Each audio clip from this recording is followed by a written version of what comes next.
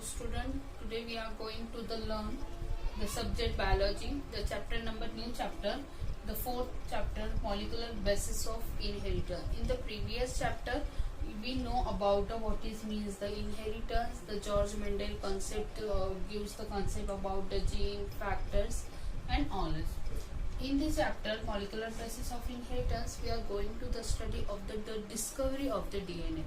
Discovery of the DNA. डीएनएचं जे काही डिस्कवरी आहे ते कोणी डिस्कवर केलेलं आहे. डीएनए म्हणजे काय, what is the full form of the DNA. तर firstly it is a one type of the nucleic acid. DNA जे आहे हे न्यूक्लिक ऍसिडच एक टाइप आहे.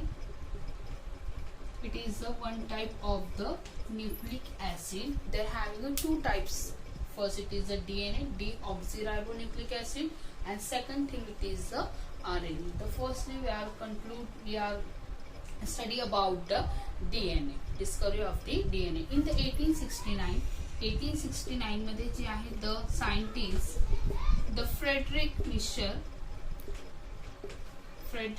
scientist जे आहे त्यांनी जे आहे फर्स्ट टाइम जे आहे डीएनए म्हणजेच there is a nucleic acid जे आहे त्यांनी फर्स्ट टाइम डिस्कवर केलं. He is a working in a hospital working with the WBC cell, white blood cell सोबत जे आहे ते वर्किंग करत होते.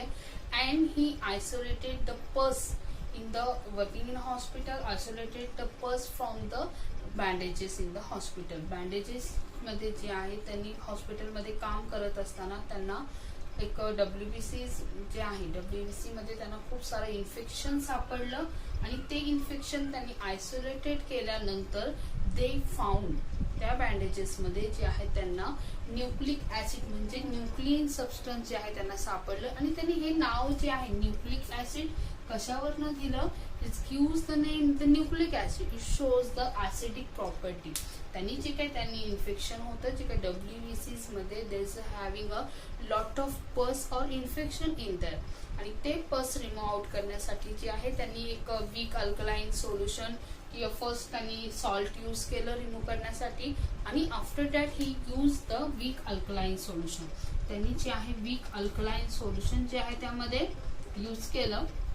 वीक अल्कलाइन सोल्युशन यूज केल्यानंतर त्यामध्ये त्यांनी फाउंड केलं ही कन्क्लूड दॅट इट लाइज म्हणजे the alkaline shows solution it get lies the nucleon. It means it is shows the acidic property. It is get convert into the acidic property. म्हणजे जे काही nucleon आहे जे काही bandages मधलं जे पस होतं म्हणजे ते जे सेप्टिक होतं it get convert into that shows the acidic property and they use the name the nucleon. त्यांनी जे काही ते पस होतं जे काही इन्फेक्शन होतं ते त्यामधलं जे आहे रिमूव्ह आउट केलं. त्यामध्ये अल्कलाइन सोल्युशन यूज केलं. अल्कलाइन सोल्युशन सॉल्टनी त्यांनी ते रिमूव्ह आउट केल्यानंतर it shows the acidic property and the name it gives the nucleon. आणि त्यांनी जे काही सबस्टन्स त्यामधनं जे आहे आउट झालं त्यांनी जे आहे त्याला काय नाव दिलं न्यूक्लियन म्हणून जे आहे नाव दिलं. And it shows the acidic property. आणि जे काही सबस्टन्स आहे तो ऍसिडिक प्रॉपर्टी शो करत होतं that's why it gives the name as the nucleic acid. Okay. After that nucleic acid having the two main components. First it is a DNA. Okay, nucleic acid it's having a firstly two types. It is the DNA and RNA.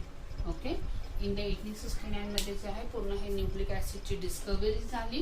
and nucleic acid it is having two types. First it is the DNA, second it is the RNA. DNA means what? DNA चा फुल form काय आहे? deoxyribonucleic acid. काय नाव आहे? deoxyribonucleic acid. Okay, it shows the acidic property. आणि RNA जे आहे it is the ribonucleic acid.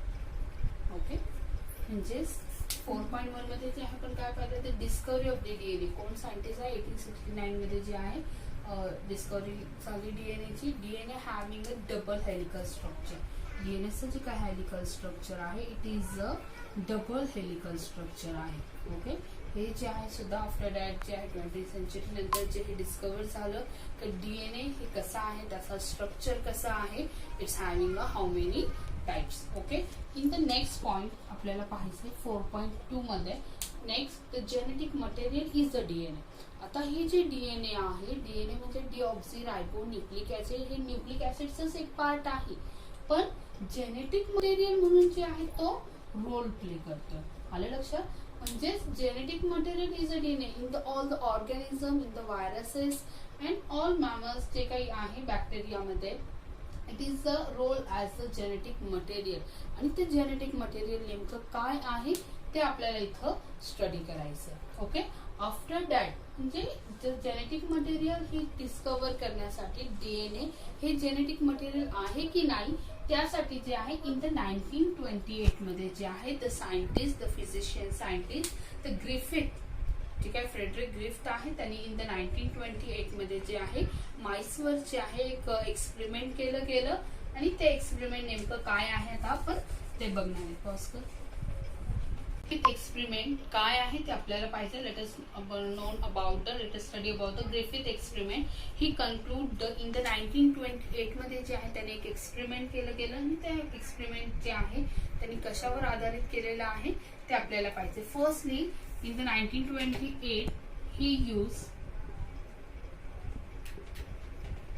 the Streptococcus pneumoniae.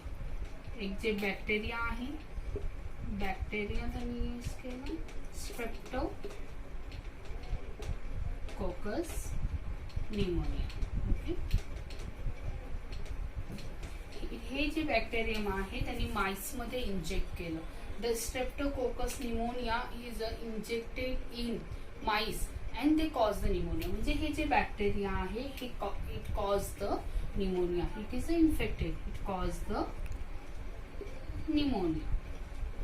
Okay, आणि त्यांनी काय एक्सपेरिमेंट मध्ये काय केलं, दे टूक अ 4 माईसवर हे पूर्ण एक्सपेरिमेंट केलेले. They took a bacteria streptococcus pneumonia is cause the pneumonia. हे जे इंजेक्ट केल्यानंतर जे आहे मॅमल्स मध्ये असेल ऑर्गॅनिझमला जे आहे काय होणार आहे, निमोनिया जे आहे हा आजार जे आहे होणार आहे. तर त्यांनी काय केलं 4 एक्सपेरिमेंट्स म्हणजे दे took the live strain, they took the 2 types of the strain possible. He used the Streptococcus pneumonia in a mammals and the Streptococcus bacteria it causing the pneumonia. The Frederick Griff he used the 2 type of the strain. त्यांनी जे 2 टाइपचे 2 प्रकारचे strain use केले. The first strain is known as the S strain and second it is the R strain. R strain is the Streptococcus pneumonia caused the pneumonia and they took the 2 type of the strain, S strain and R strain. S strain it is a smooth strain, capsulated, virulent or pathogenic. Smooth आहे, capsulated आहे म्हणजे they have the capsule and virulent आहे, pathogenic आहे. Okay, in other case of the R strain it is a smooth, it is a rough strain. Okay, R नाव का दिलेलं आहे, it is a rough in nature, it is a capsulated. X strain आहे ते capsulated आहे, but compared to the R strain it is a non-capsulated. Okay, it is a non-capsulated strain. Then it is a virulent. S strain it is a virulent. Virulent म्हणजे pathogenic आहे, it cause the pathogen, but it is a R strain it is a non-virulent. Okay, and it is a non-pathogenic compared to the S strain. जर तुम्ही compare केलं S सोबत तर S strain जे आहे it cause the म्हणजे हे जे आहे हानिकारक आहे. It is cause the pathogen म्हणजे पॅथोजेनिक आहे, त्याने जे आहे आपल्याला आजार होऊ शकतो. म्हणजे स्ट्रेप्टोकॉकस निमोनिया मधलं जे स्ट्रेन जर आपल्या बॉडीमध्ये इंजेक्ट केलं गेलं, ऑर्गॅनिझमच्या बॉडीमध्ये इंजेक्ट केलं गेलं तर म्हणजे they cause the pneumonia. Okay, but compare to the R strain जे आहे रफ स्ट्रेन आहे, नॉन कॅप्सुलेटेड आहे, नॉन व्हिरुलंट आहे और it is a non pathogenic आहे. ओके, तर मग ऍक्च्युअली जे आहे ग्रिफिथने जे आहे 1928 मध्ये जे आहे काय एक्सपेरिमेंट केलं, they took the 2 type of the strain and injected into the mice and what they conclude in a next video मध्ये आपण आता परत कंटिन्यू करतोय. पॉज कर. Okay, Griffith experiment it conclude that the DNA is a genetic material. Okay, he took the 2 type of the strain. आधी सांगितले मी त्यांनी जे आहे 2 टाइपचे स्ट्रेन घेतले. First S strain is a smooth strain and R strain जे आहे it is a rough strain. Okay, then took the two types of the strain and injected in to the mice. आणि जे आहे जे काही experiment आहे 4 माइस वर केलेले आहे. ओके, फर्स्ट जे आहे त्यांनी काय केलेलं म्हणजे फोर्थ कंडिशन मध्ये ते फर्स्टली ते took the live S strain. Okay, they took the live S strain in the bacteria. म्हणजे त्यांनी जे काय केलेलं आहे द एस स्ट्रेन जे आहे इंजेक्ट केली माइस मध्ये, injected in mice, the mice get died. Okay, त्यांनी जे आहे लाईव्ह एस टाइपचे जे बॅक्टेरिया आहे म्हणजे जे डिप्लोकॉकस निमोनिया आहे, स्ट्रेप्टोकॉकस निमोनियाचं जे काही इंजेक्ट घेतलं आणि ते माइसच्या बॉडीमध्ये टाकल्यानंतर लाईव्ह एस स्ट्रेन माइस गेट डायड. म्हणजे जो काही उंदीर आहे तो काय झालाय, तो सर्वाइव्ह झाला नाही, तो डेड झालेला आहे. Okay, in the second condition त्यांनी सेकंड ह्यामध्ये काय केलेलं एक्सपेरिमेंट मध्ये they took the live R strain. त्यांनी रफ टाइपचं स्ट्रेन घेतलेला आहे and then it get inject into the mice. The mice get survive. म्हणजे तेव्हा जे उंदीर आहे जे काही माइस आहे तो सर्वाइव्ह झालेला आहे, तो डेड झालेला नाही. ओके, इथं तो डेड झालं, इथं तो सर्वाइव्ह झालं आर टाइपचे आपण बॉडी मध्ये इंजेक्ट केल्यानंतर. त्याच्यानंतर in the third case, in this third case त्यांनी काय केलं, they took the heat kill S strain. त्यांनी एस स्ट्रेनच घेतलेला आहे बट एस स्ट्रेनला जे आहे त्यांनी काय केलेलं आहे हीट केलं. म्हणजे एक नॉर्मल टेम्परेचरवर जे आहे त्यांनी हीट केल्यानंतर ते काय झालेलं हीट किल झालेले. ओके, म्हणजे जे एस बॅक्टेरिया म्हणजे सेम आहे जसं आपण फर्स्ट कंडिशन मध्ये पाहिलं, फक्त त्यांनी इथं हीट केलं आणि हीट केल्यानंतर they inject in to the mice. Mice मध्ये ते इंजेक्ट केल्यानंतर माइस काय झाला इथं माइस गेट सर्वाइव्ह. म्हणजे तो तिथं उंदीर मेलेला नाहीये, तिथे तो माइस सर्वाइव्ह झालेला आहे. Okay, in this 4 condition.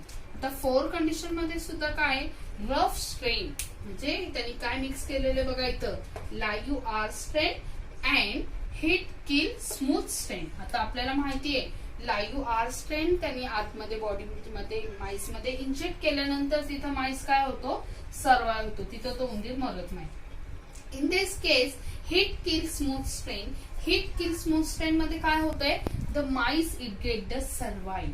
तिथं जे माइस आहे तो सर्वाइव्ह होतो. म्हणजे इन दिस 2 केसेस दोन्ही केस मध्ये आपल्याला काय दिसतंय in the live strain we have shown the mice survive, heat kill strain also there is a mice survive. But in this mixture इथं जेव्हा त्यांनी दोघांचं मिक्सचर केलेलं आहे आरचं आणि हीट एसचं. ओके, इथं माऊस तरी का डेड झालंय आले लक्षात. इथं 4 कंडिशन मध्ये तरी सुद्धा जे आहे Mouse get the dead. It means they after that Mouse जे डेड झालेलं माऊस आहे ही टूक देअर आरबीसीज. म्हणजे त्यांनी जे काही त्यांच्या लिव्हर मधनं जे आहे हार्ट मधनं आरबीसीज जे आहे रेड ब्लड सेल जे आहे बाहेर घेतले आणि त्याच्यानंतर त्यांनी कन्क्लूड केलं की he founded in the RBC in the dead माइसच्या आरबीसी मध्ये he found the live S strain.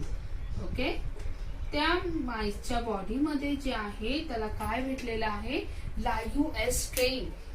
पण आपण जेव्हा माइस मध्ये इंजेक्ट केल्यावर आपण इथं एस स्ट्रेन जे आहे ते दिलंच नव्हतं. इट मीन्स आपण फक्त आर स्ट्रेन दिलेला आहे आणि हीट किल स्मूथ स्ट्रेन दिलेला आहे. तरी तो माउस का डेड झालं त्यांनी ग्रिफनी he concluded that there is a one type of the substance which is the get transferred to the live strain. म्हणजे ऍक्च्युअली हा एस स्ट्रेन जे आहे कुठून आलं हे त्यांनी शोधलेलं आहे. त्यांनी एक्सपेरिमेंट केल्यानंतर त्याच्या लक्षात काय आलं की असं काहीतरी एक सबस्टन्स आहे म्हणजे की जे आर स्ट्रेनचं कन्व्हर्जन किंवा हीट किल मध्ये करतोय आणि हीट किल मध्ये झाल्यानंतर it get convert in to the live strain. म्हणजे there is a one matter one thing it is a transfer to the live strain. म्हणजे जे काय आर स्ट्रेन आहे the R strain it is a get convert in to the heat kill and then it is a heat kill get convert in to the S strain. असं कोणतं तरी एक substance आहे की जे लाईव्ह एस स्ट्रेनला जे आहे किंवा हीट किल स्ट्रेनला जे आहे कशामध्ये कन्वर्ट करतोय लाईव्ह एस स्ट्रेन मध्ये. म्हणजे जेव्हा माइसच्या बॉडीमध्ये डेड बॉडी मधनं त्याला एस स्ट्रेनचे जे आहे आरबीसी मध्ये असे कॉलनीज सापडल्या आणि ते कशा थ्रू आले ते कोणता सबस्टन्स आहे त्यांनी तो कन्क्लूड केला नाही. आफ्टर दॅट जे हेरवी प्रोटीन सायंटिस्ट आहे, त्यांनी जे आहे काय केलं की तो कोणता मटेरियल आहे due to what there is a transforming principle. It means the Griffith shows the transforming principle in the through the mice experiment. He conclude that there is a something it is happen which is a change into the R into the lyoestrin. म्हणजे असं कोणतं तरी substance आहे. They didn't know it is a DNA, there is a protein or there is a carbohydrate. They didn't know anything. It is a DNA, it is a carbohydrate. तो carbohydrate आहे का, तो DNA आहे का, तो RNA आहे का, तो प्रोटीन आहे. आणि आफ्टर दॅट जे आहे त्यांनी फक्त हे ट्रान्सफॉर्मिंग जे आहे प्रिन्सिपल कन्क्लूड केलं and it's called the transformation principle. त्यांनी जे काही ग्रिफिथने एक्सपेरिमेंट दिलं की असं कोणतं तरी एक्सपेरिमेंट म्हणजे असं कोणतरी सबस्टन्स आहे, पण त्यांनी हे कन्क्लूड नाही केलं का तो डीएनएच आहे म्हणून. ओके, देयर इज समथिंग म्हणजे हे ऍक्च्युअली कशामुळे त्याच्या बॉडीमध्ये जे काही लाईव्ह स्ट्रेन सापडले एस स्ट्रेन आपण तर इथे इंजेक्ट केले नव्हते, म्हणजे आर स्ट्रेननी त्याचं कन्व्हर्जन कशात केलेलं आहे एस स्ट्रेन मध्ये, म्हणजे हिट किलचं कन्व्हर्जन कशात झालं. There is something it is happening in their lyoestrin, it is the transforming